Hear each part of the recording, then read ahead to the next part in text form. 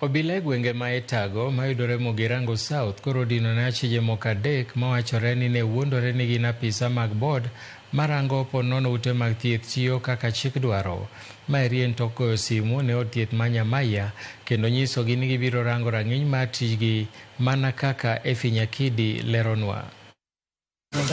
Ndalo manok tok bod marango kaka ute thieth tiyo pacho ka KMPDC golo listi ma ute thieth mowinjore olor kod mago mowinjore rangi okang' mar ariyo kaka gitayo chenro mekgi.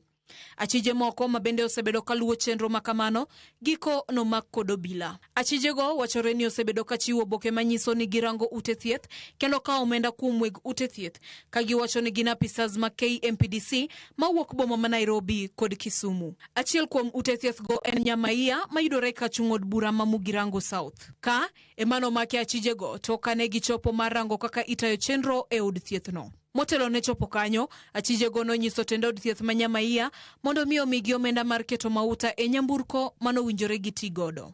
Tok yudo omenda makamano, ne gichopo kanyo kendo tend od thiethno nomiyo gi thuolo mar rango wuod ka wuod kaluoro margi ne ni achijego ne nyalo chiwo lipot marach mademi lor od thiethno. Gino mano kelo chich en kinde ma achijego nopenjo kapo nono picha mag wang' dede ne tiyo makare wirani ne ok gidwar mondo picha mag wang' dede omakgi. Of which made us to come to realize that CP people are not the good people is when they started asking us for fuel and something like a small amount of money so that they can use them to travel. That's when we start doubting because what were government, sio watu wa kuitisha pesa. At around 11:00 a.m., the team reached at the ground. There were 3 gentlemen.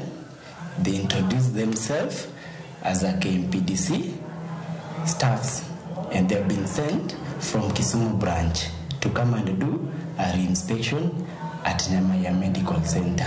We received them as we were expecting a reinspection to be conducted by KMPDC. We took them through our wards, offices and everything.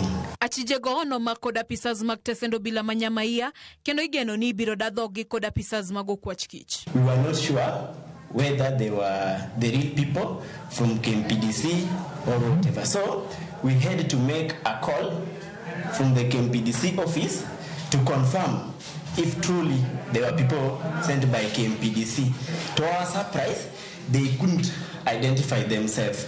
So this one raised an alarm to everybody and we had to intervene.